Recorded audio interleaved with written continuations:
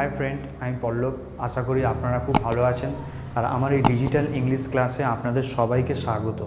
আমার এই চ্যানেলে বিশেষত আপনারা ইংলিশ রিলেটেড সমস্ত কিছু তথ্য পাবেন, যেটা আপনাদের সত্যি হেল্পফুল হবে এবং ইনফরমেটিভও হবে।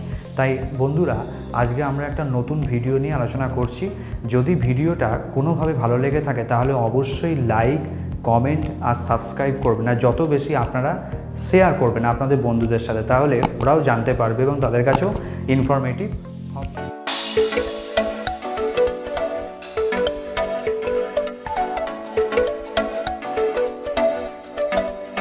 বন্ধুরা, ডিজিটাল ইংলিশ ক্লাসে তোমাদের সবাইকে স্বাগত। আগের ক্লাসগুলোতে আমরা প্রেজেন্টের মোট 3টে অধ্যায় নিয়ে আলোচনা করেছি।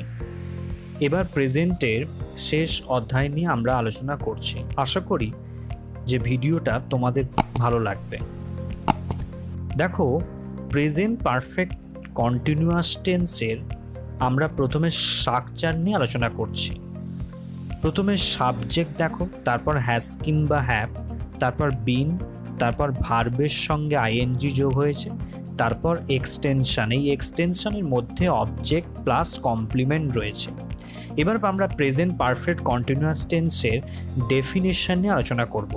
ডেফিনেশনে দেখো কি বলছে, যে present perfect continuous tense describes an unfinished action continuing till now. তার মানে একটা শেষ হয়নি, মানে অতীতকালে কোনো ঘটনা শুরু হয়েছে কিন্তু বর্তমান সময়ে এখনও সেটা চলছে, এখন সেটা শেষ হয়ে যায়নি। সেক্ষেত্রে আমরা present perfect continuous tense use করি।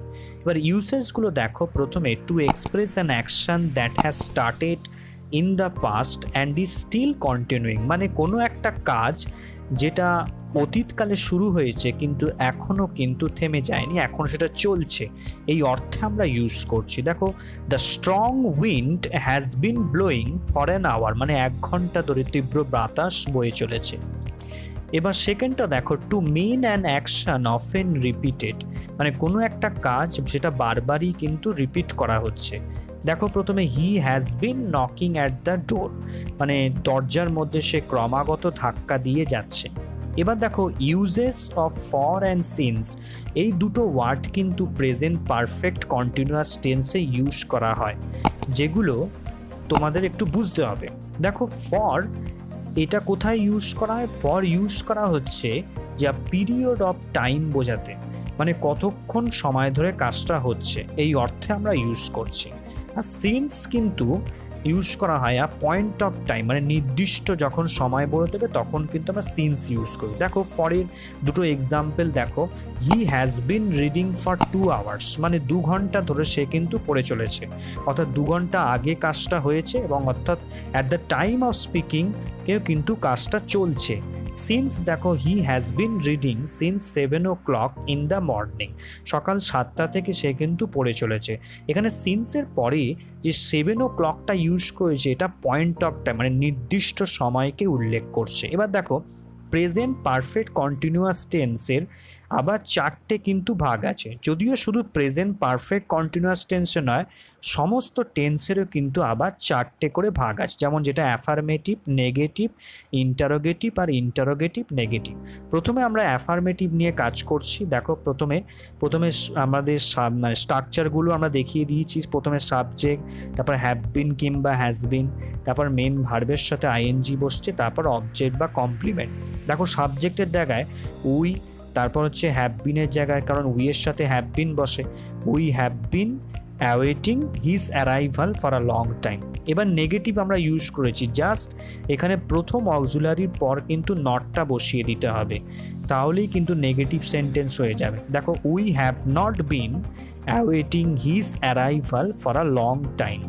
এবার ইন্টারোগেটিভ, এখানে একটা কথা বলে রাখি, এখানে কিন্তু একটা কোশ্চেন মার্কটা বসানো হয়নি, ঠিক আছে? তোমরা কোশ্চেন মার্কটা বসিয়ে নেবে। এখানে দেখো, যখন আমরা কোশ্চেন করব কি হবে, ওই প্রথম ওই যে অক্সিলারিটা আমরা ইউজ করেছি জাস্ট সেটা সাবজেক্টের আগে বসে যাবে। দেখো, প্রথমে কি হয়েছে না, হ্যাভ বা হ্যাভস হয়ে গেছে। এবার দেখো, এক্সাম্পলটা দেখলে তোমরা বুঝতে পারবে। দেখো, has Ram been doing sums for 2 hours? Question mark. দেখো, রাম রামের আগে কিন্তু হ্যাজ বসছে। এবার ইন্টারোগেটিভ নেগেটিভ মানে হচ্ছে যেখানে কোশ্চেনও থাকছে আর হচ্ছে যে সেটা নেগেটিভও থাকছে, এটাও কোশ্চেন মার্ক হবে, এটা কোশ্চেন মার্ক দেওয়া নেই, তোমরা কোশ্চেন মার্ক দিয়ে দেবে। দেখো, has not Ram been doing sums for 2 hours। এখানে একটা কথা বলে রাখি, এই যে নটটা কিন্তু যে বসবে, সে যদি সাবজেক্টটা যদি নাউন থাকে তাহলে কিন্তু নটটা ওই সাবজেক্টের আগে বসবে, আর যদি প্রোনাউন থাকে তাহলে সেই প্রোনাউনের কিন্তু পরে বসবে। আর যদি আমরা শর্ট ফর্ম ইউজ করি তাহলে কিন্তু এটা সবসময় সামনেই বসবে, অর্থাৎ সাবজেক্টের আগেই বসবে। যেমন এখানে প্রোনাউনের পর যে নটটা ইউজ করেছে, দেখো, have I not been reading in this school for 2 years।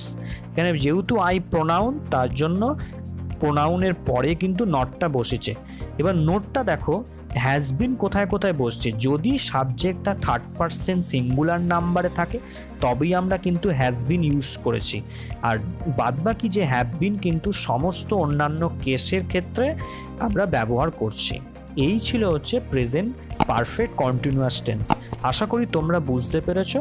যদি না বুঝতে পারো অবশ্যই আমায় কিন্তু জানিও।